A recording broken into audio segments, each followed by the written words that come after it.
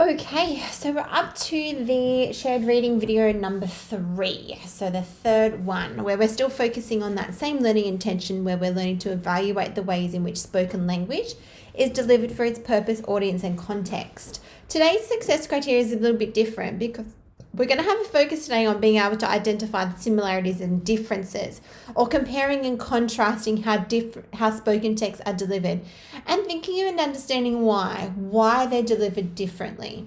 So what I'm going to do is I'm going to play the 2 videos again, the one with Brandon Leakes and the one with Kobe Bryant. And then we're going to have a little bit of a discussion around what we noticed was the same, what we noticed was different, and then that's going to actually then lead into your shared reading, your literacy contract task where you need to do that activity. So let's have a look at Brandon Leakes. We'll watch this one first. I have 2 facts for you. 1, I'm 6 feet tall. And 2, love is the most vulnerable thing one will ever have. And you must learn to hold on to it loosely, so when it leaves, it won't exit so painfully. On July 14th, 1996, an angel was brought to this earth. Her name, Danielle Marie Gibson, but I only know her as Puff. Her smile is as wide as the universe. Her eyes, they glimmer like the stars. She is my world and my sister. I, just 4 years old at the time, learned what it meant to love selflessly, for on days in which my strength was but knee-high, seeing her smiling face would make my soul fly. But on March 23rd, 1997, I've been ground-bound because she left Earth to go back home amongst the stars, right next to God, but I was left here to manufacture wings out of tears and broken dreams, yet I'm still haunted by these nightmares because I have a really creative mind. And sometimes it designs these alternate realities where she is still here, still alive, and all the things I wish we could have done are played again and again and again, and I'm tired of playing God because I gotta come to terms with the fact that my sister ain't never coming back. And that's the cost of love. Caring for someone so much that you can't imagine living life without them. Staring at a grave like, how about I trade my 6 feet for yours, but that's not real. And I know I said earlier to hold on to love loosely, so when it leaves, it won't exit so painfully. But if this pain and these memories are all that I got left of you, I won't never regret these scars from just trying to hold on to you.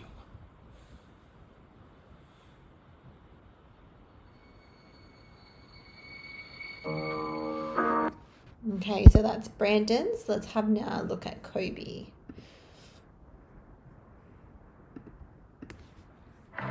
We're thinking about the similarities and differences. Once upon a time, contrasting. there was a young basketball player who had dreams of becoming one of the greatest basketball players of all time.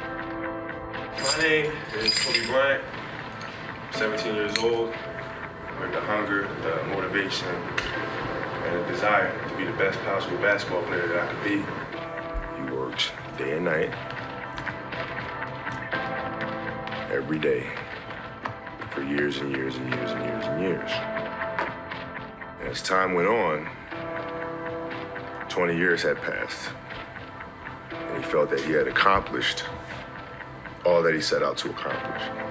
But what he come to realize is that the goal that he set out initially of becoming the greatest of all time was a very fickle one. And when he realized that the most important thing in life is how your career moves and touches those around you and how it carries forward to the next generation. But he realized that's what makes true greatness. The story would be about transformation of a kid looking inwardly to then growing up and understanding the importance and the power is looking outward. It's a great feeling to know that you set a goal for yourself. You were able to reach that goal and to knock it down. If I had the power to turn back time, I would never use it. I don't think about it. Because then every moment that you go through means absolutely nothing, but you can always go back and do it again. So it loses its flavor, it loses its its beauty, when things are final and you know moments won't ever come again. To be able to have the power to go back and re-experience those things it's silly to me. When you take that jersey off for the final time, how do you think you're gonna feel? Very at peace with it, and I'm very thankful, you know, for the 20 years that I've had, and ready to go. Okay, so I'm just going to stop there because your next task now is going to be to do some comparing and contrasting. So the first thing you need to do is you need to identify which one means compare and which one means contrast.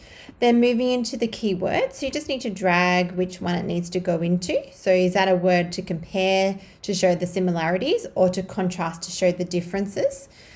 And then down here, we're going to have a look at what we feel like are the differences and the similarities.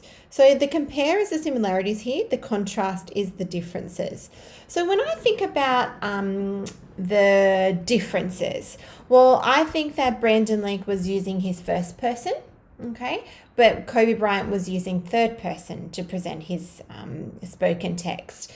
I feel like Brandon Lake used lots of body gestures and movement and facial expressions, whereas Kobe, he was more like just sort of sitting there, just staring down at the camera. I feel Brandon was standing up to present his spoken text, whereas Kobe was sitting down. I feel like Brandon had a lot of he really used his voice in terms of his pace and his tone and things like that. One thing they had similar was they both had a purpose. Both had a purpose of presenting their speech. They both used personal stories to connect with their audience. They both made eye contact with their audience. They both showed emotion in different ways, but both showed emotion. So I want you to think about what are those similarities and differences between the two spoken texts. And I want you now to go into your Google Classroom, find this task, and I want you to identify those similarities and differences for me.